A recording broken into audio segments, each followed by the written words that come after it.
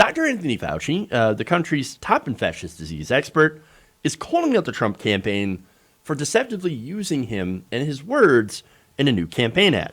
So now this ad, I'm not going to show you it because it's a Trump ad. Nobody wants to watch those. This ad released last week, shortly after the president was discharged from Walter Reed, following treatment for COVID-19, basically touts Trump's response to the virus, which has been disastrous. Of course, if you watch the ad, it's presented as, oh no, Donald Trump has been tremendously amazing. Look at how great he's dealt with coronavirus. In fact, this ad had Dr. Fauci saying this, quote, "I can't imagine that anybody could be doing more." Now that right there sounds like a tacit endorsement of the job that Donald Trump has been doing on coronavirus. Except that that's not at all what, what Fauci had been referring to.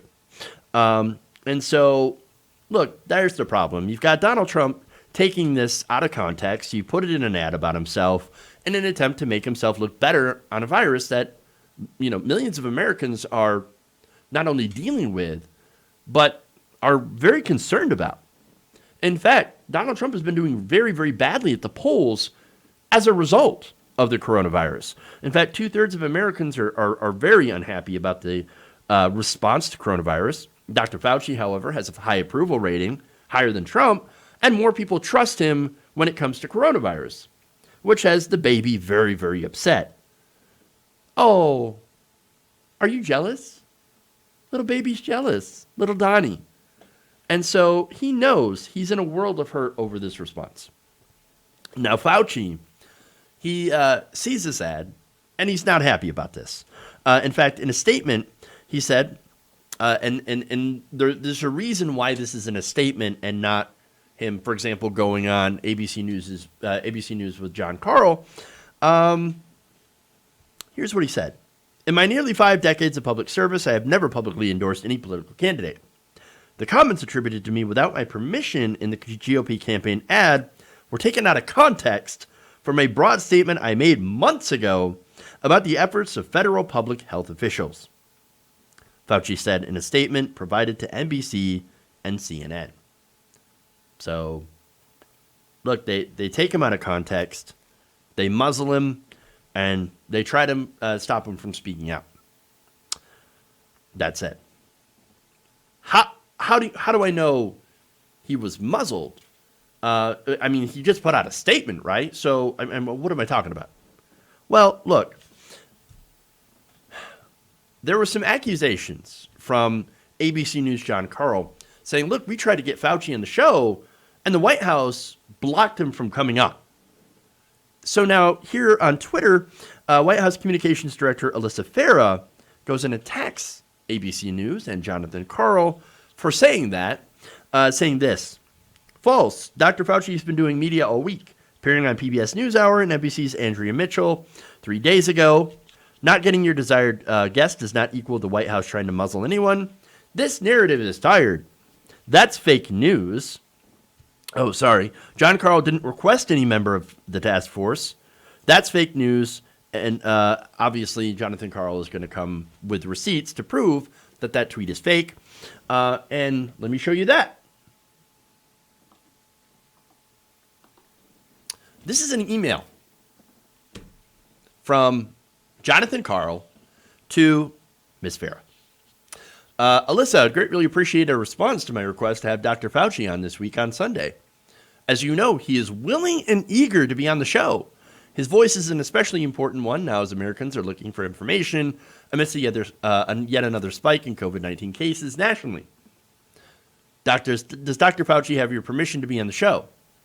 If you are unwilling to make Dr. Fauci available to answer questions about the health aspects, will you make Dr. Birx available? How about Vice President Mike Pence in his role as head of the coronavirus task force? If not Fauci, Birx, or the VP, can you make Admiral Giroir available? How about Dr. Conley? If not Dr. Fauci, Birx, the VP, Admiral, or Conley, when you make Dr. Hahn available?" Jonathan Karl's like, dude, I don't care who you pick. Just get somebody. We want somebody on the show. So please let somebody come on so we can talk about this. And then, well, nothing happened. So look, again, Fauci wanted to make an appearance. They said no. I wonder why. Could it be that Donald Trump wants to sideline Fauci because he's been critical of Donald Trump's response? Or because maybe now they're, instead of promoting Dr. Fauci, they decided they want to promote Dr. Atlas, who regularly spreads misinformation about masks. In fact, last month, NBC News reported that CDC Director Robert Redfield acknowledged during a flight from, it was a phone call during a flight on an airline saying that everything that Dr. Atlas says is quote-unquote false. Now, NBC News, which overheard the comment, reported that Redfield was overheard, as I said before, saying that and acknowledged after the flight from Atlanta to Washington that he was speaking about Atlas. In a statement sent Monday afternoon, the CDC acknowledged Redfield and Atlas have, quote-unquote, different positions on some issues.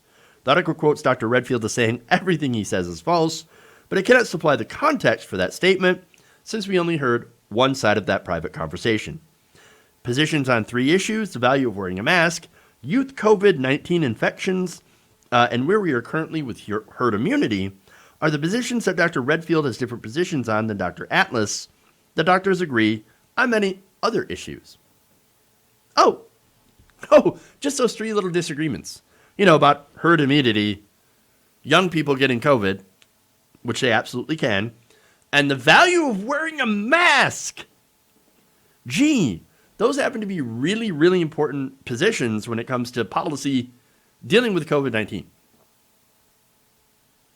I mean, they're like playing it down. They agree on many other things, except for the masks. Oh, really? And you don't think that's a small difference? That's a gigantic difference. Wow. But give me a break, Look, I know what's going on here. Donald Trump's playing politics. Of course he is. We know that. And we know that Donald Trump, of course, wants to win an election. Why? Well, of course, every politician wants to win elections, you might answer. And that's true. But I think in Trump's case, I don't think he wanted to win the first election. I think it was a ploy in order to try to make money. Like, for example, when he got a resurgence from The Apprentice, okay, The Apprentice skyrocketed his career. And he was able to get tons of licensing deals. A failed run for president is the next logical step. Unfortunately, for us, he went after, he had basically the luck of going up against the weakest Democratic candidate in our entire fucking lifetime, Hillary Clinton, and won. And he's like, oh shit, now I'm in office. And now, well, he wants to stay in office because here you have a bunch of investigations into his finances. You've got $421 million being due to creditors that he likely does not have. And so all these investigations, he's going to try to stay into power so that he doesn't have to pay that because he doesn't have the money. And so, yes, he's using politics, and coronavirus is his weakest, the thing that he's weakest on. It is his vulnerability, his Achilles heel. And he is getting destroyed by coronavirus, not just in his frail, fat organs, but also, and I should say fat-laden organs, because he's a big guy, and so am I. Let's be fair about that. That puts you at even more risk, by the way, being super overweight. And Donald Trump is very overweight. That puts you at risk. And so, yes, he wants to win, and only for that. And, of course, coronavirus is not great for this, and he's not doing very well. So, that's what I'm just saying. He's going to play politics, and he's going to take the guy out of context, Dr. Fauci, and not allow him to fight back because it, at the end of the day, hurts him. If you enjoyed this video, please give us a like and share with your friends. You can subscribe and help out the channel by becoming a patron. It's patreon.com/Jeff Waldorf, or you can become a channel member as well by hitting the join button below.